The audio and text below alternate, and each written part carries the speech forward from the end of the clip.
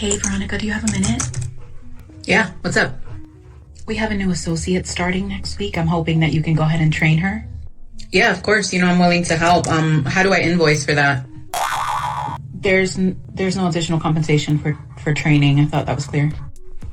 Well, I assume I'm still going to be expected to meet my own goals as well as training her. So it's going to be additional work for me. So I'm highly expecting to get compensated for the training, especially because the training is about a month and a half. I was kind of hoping you would do this as a favor. Okay. All right. Hold on. Let me get this out of my purse. Here you go. What is this? What's this? It's my light and my water bill. I figured as a favor, you could take care of them for me since you want me to do this as a favor. There's no need to be sarcastic. I'm not being sarcastic. My life doesn't run on favors. My life runs on income.